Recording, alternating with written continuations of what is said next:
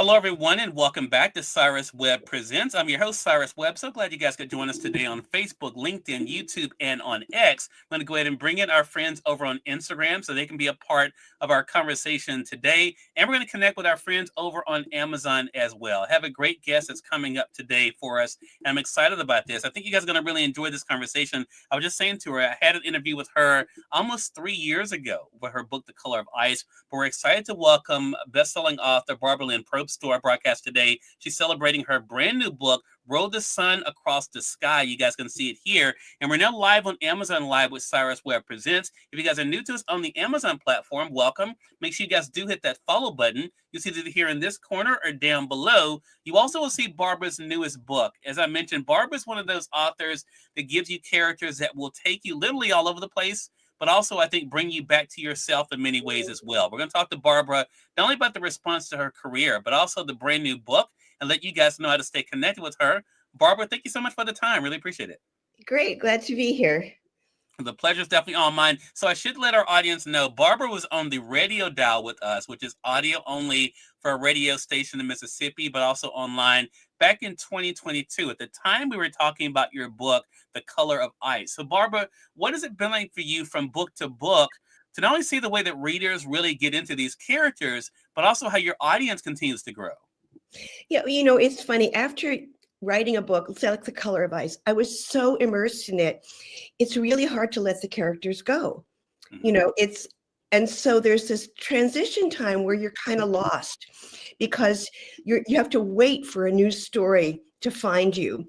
And so I always have a couple of terrible books that I try writing just because I'm searching that don't work until somehow, and it's always this miraculous kind of moment when the next story just appears and finds me. And that's really what happened with this one as well. It's actually a funny story. I haven't told it to anybody. So Mhm. you're hearing it for the first time. Okay. So I got back from a trip. At the time it was to Italy. And I'm going through all this stuff in my attic that I don't want my nosy kids to find if I should die in a plane crash, right? Like destroying all the evidence of my impetuous youth. And I came across a really terrible short story I'd written decades ago. But the story was really bad, but there was something about the setting, the vitality, the feeling of it that just, I was like, wow, I can do something with this. Yeah. And it just hooked me. And I started writing and I had no plan. And Arden, my character, just emerged from this kind of open moment that was, it wasn't planned. Yeah. So this book, and like Color of Ice was the same thing, really was a kind of being a sort of channel for a story that chose me to tell it. Wow. I love that. I love that. And look, I think we all can relate to trying to get rid of evidence. Barbara, for sure. Anne Marie, hello to you, Anne Marie. She's joining us over on Instagram. She says, love you both. We love you back. And I owe you an email too, Anne Marie. I'll be getting with you today. Stacey Thomas, hello to you, another talented host and author as well. So let's go back a little bit because I remember when you and I talked almost 3 years ago, Barbara, you told me about writing was something that really has always been a part of your life. You told me about being 7, and writing a story. I think that you said you still had, I think it was in your attic, your attic somewhere. Could you have imagined, though, that you would write stories that would literally not only touch people around the world, Barbara, but also get them to look at themselves differently? Yeah, it's interesting because I think the kind of books I write now, I could not have written when I was in my 20s or 30s. Hmm. You really, something develops. And in fact, it's parallel with Arden, if I can do that little segue, because Sure, sure. in the early timeline, she's in her early 20s and she's very self-absorbed and she thinks that she's the most important person in the world. Mhm. And we're all like that. And as we age, in the best sense of the word, we begin to see ourselves in context Yeah. and our perspective changes. And so as human beings, but also as a writer, I think my perspective on stories has matured. So it excites me to be able to write from this other perspective now that I've had a very varied life, shall we say. Yeah. I'm not Arden. I haven't done any of the things she did, but Yeah. with a sense of kind of risk taking and plunging into the unknown and starting over, all of that is very much me. Yeah. So, yeah. Well, let's stick with Arden for a second. Again, for those who have not gotten Row the Sun Across the Sky yet, for you guys joining us on the Amazon side, you guys can get the print edition there, or you can get the Kindle edition right now. It's on sale for $5.99. I'm going to highlight it for you guys on the carousel. The thing about Arden that I thought was really interesting is not only how complicated Arden is, but also, again, how relatable. Kind of goes to what I thought about The Color of Ice. And the thing that stands out to me the most is we all kind of realize that life continues to move, even when we sometimes get stuck, Barbara, in the past, dealing with things from the past. I think one thing I love about Arden, which with the realization that happens in the book, is that life does go on, but we can choose to go on with it. What was that like for you to kind of show with this character, but also with the story, that as traumatic as things may be, that life really can go on and we can still make something better happen? Totally. Yeah. And that's why it really needed that 35-year span for this particular story. Well, it's interesting because the kind of motif of Roll the Sun Across the Sky is a takeoff on the scarab beetle, which is an Egyptian symbol. And it's literally what the beetle does is it rolls its eggs in dung until their new life is ready to emerge. And that spoke to me so much because Arden does some things that she regrets. Yeah. She's faced with situations and she feels like, I have to do something. There is no good choice. And what she just in the moment does something. And then she has remorse. And so she feels in a way that out of the worst in herself, the good can yet rise.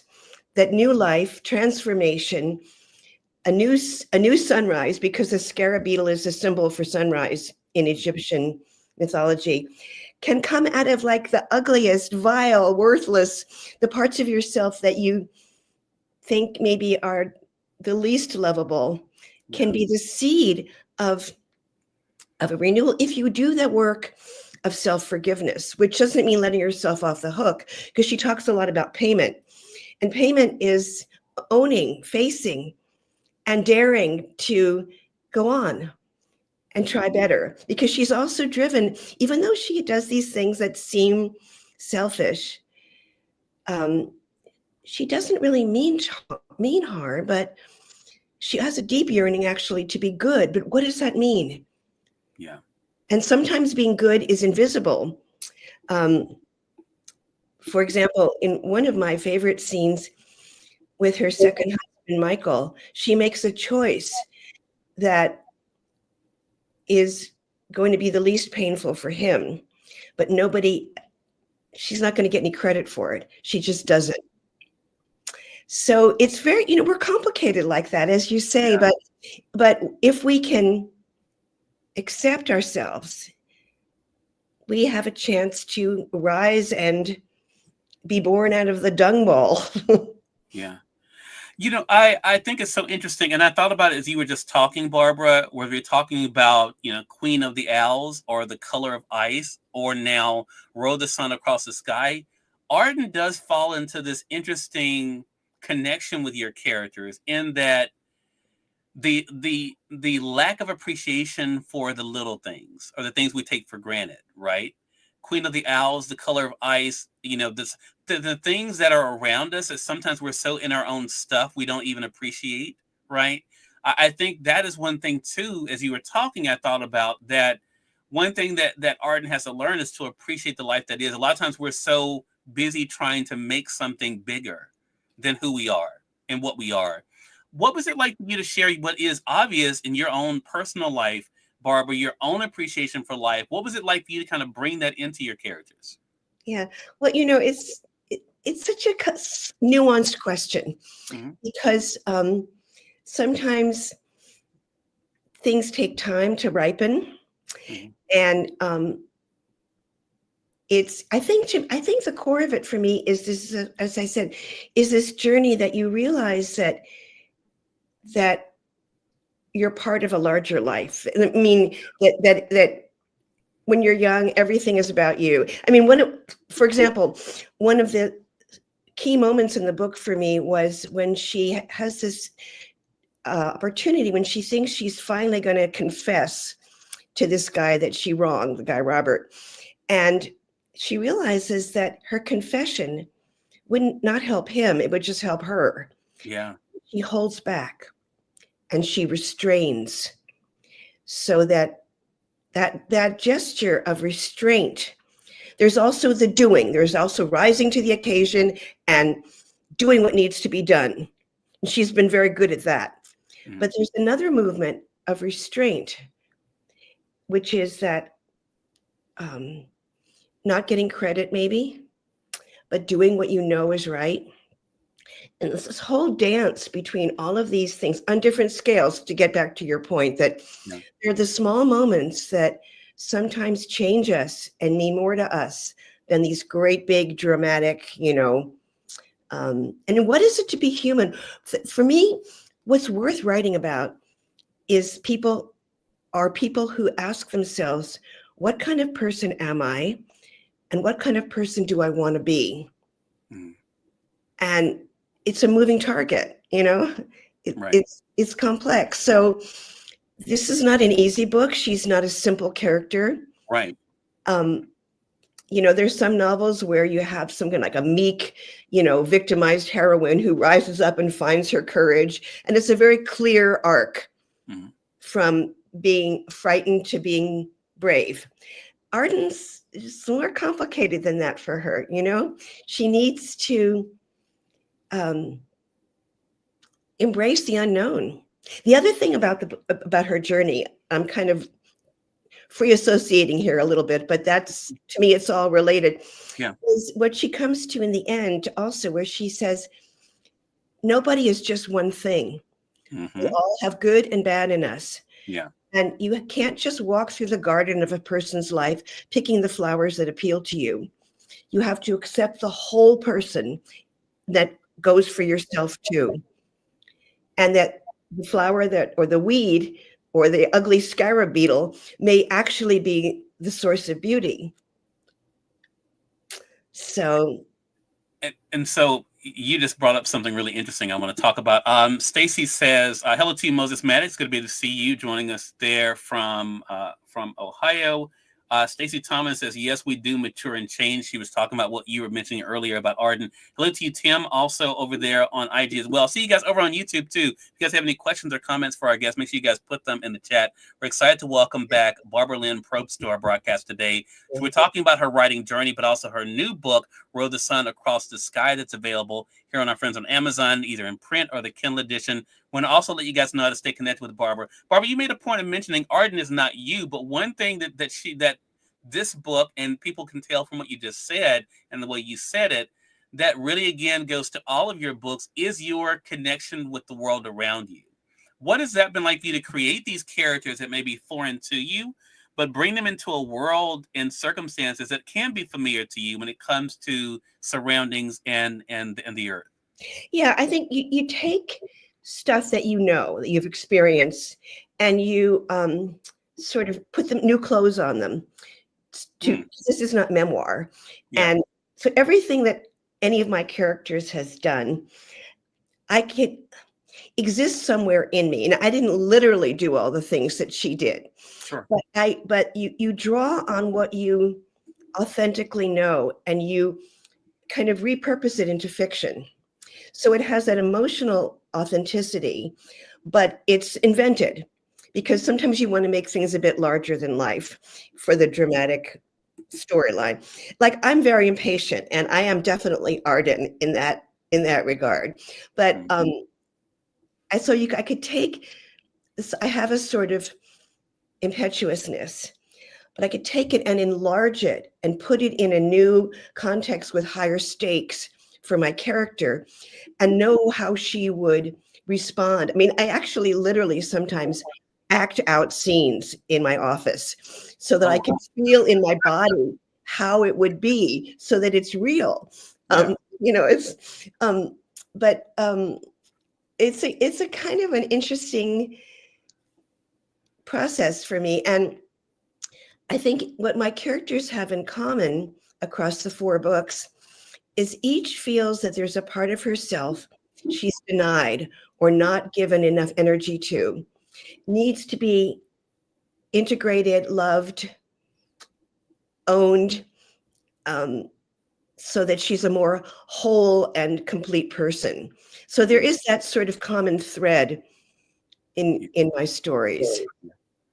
Hello to you, Ellen. Good to be able to see you over there on Facebook. I want to mention that at the time that we're having this conversation, Barbara, your book, of course, is an Amazon bestseller. I thought it was interesting. I wanted to share this with you, that you are now number 6 in new releases in motherhood. We haven't talked about that role of the book. So it's number 6 currently at the time we're having this conversation there under motherhood on Amazon.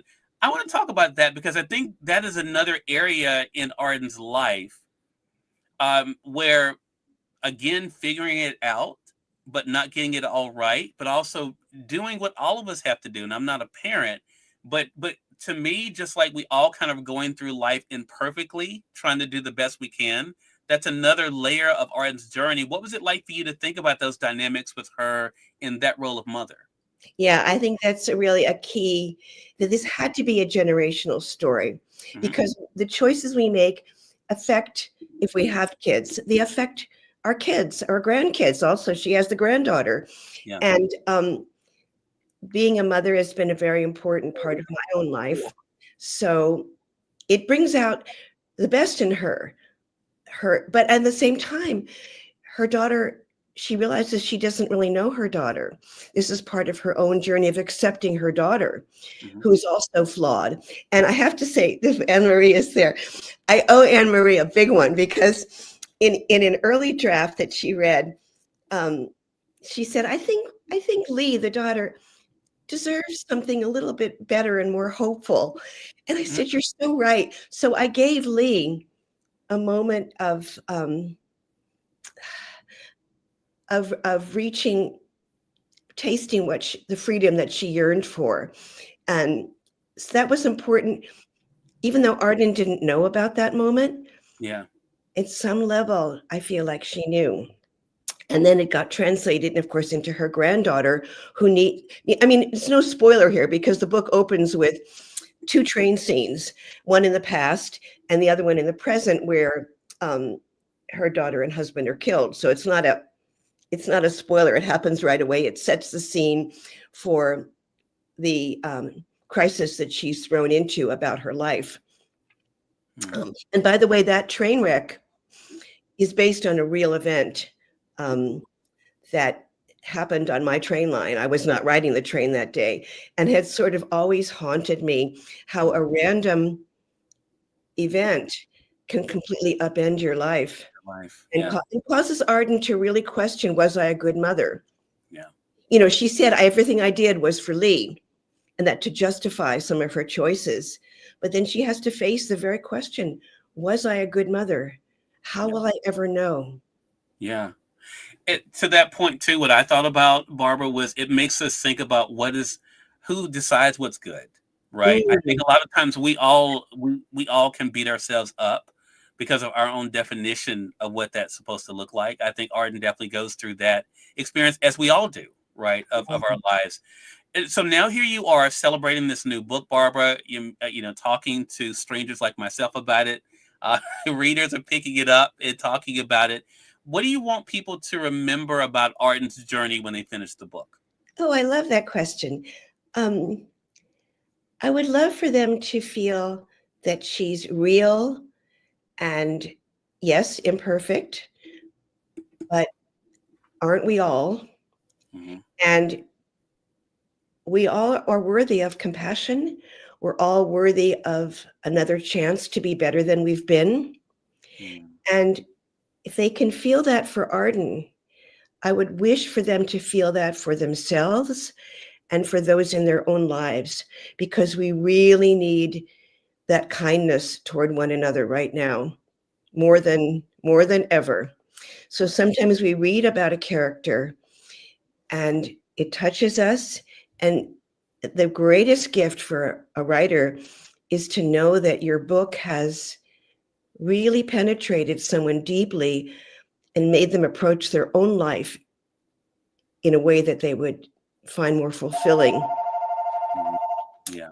Such a great thing. Again, everyone, Barbara Linn Probst has been our guest. The new book is Roll the Sun Across the Sky. You guys can get it here on Amazon, either in print or the Kindle edition. Barbara, so good to speak with you again. How can our audience stay connected with you? Well, I'm pretty active on, I think that's, oh, I'm so sorry. There's a phone call. No, that's okay. I'm on Facebook is always good. On my website, there's an email, contact me. And honestly, I answer everybody. I love nothing means more to me than hearing from a real person. So do not be shy writing to me. I will write back to you. I love that. Love it. Barbara, congratulations to you again. It was great having you on the radio show 3 years ago. It's great to have you on the on-camera show for Amazon. Looking forward to our next chat together. Oh, thank you so much, Cyrus. It's been a delight.